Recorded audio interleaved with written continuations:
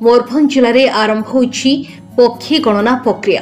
शिमिळपाल और एहार आखपाख अंचल वनखंड मानकरे पक्षी गणना कार्य आरंभ होइछि। शिमिळपाल अभयारण्य तथा बारिपदा करंजे और रायरंगपुर वनखंड अधीन पाखापाखि 100 रु ऊर्ध्व जलभंडार मानकरे होइछि पक्षी गणना कार्य।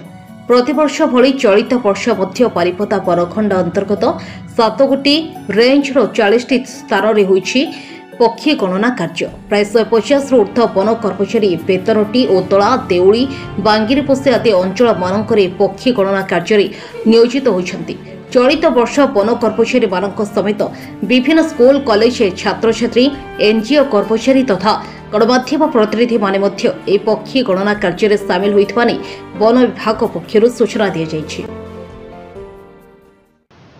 प्रति वर्ष भली बारिपदा डिविजन रे ए वर्ष हमरो mid winter waterfowl census programme आरंभ हो जाइछि। आज सकाळ 6टा रु गणति आरंभ होइछि। सकाळ 6टा रु 11टा पर्यंत जारी रहइबो।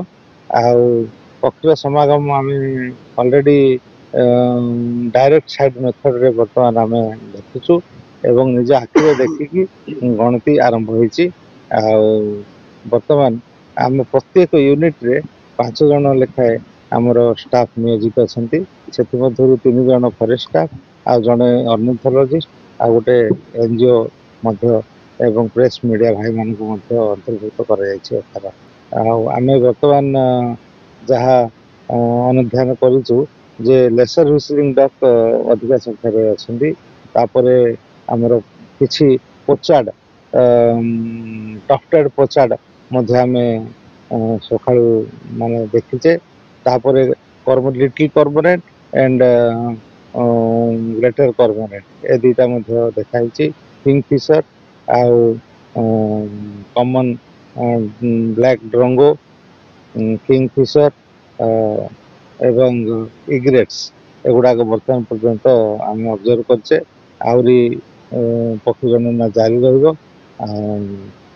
ए वर्ष जते माने पानी रो मध्य भल अंचल रही निश्चय आम आशा करछु पक्षी समागम अधिकार रहिबो।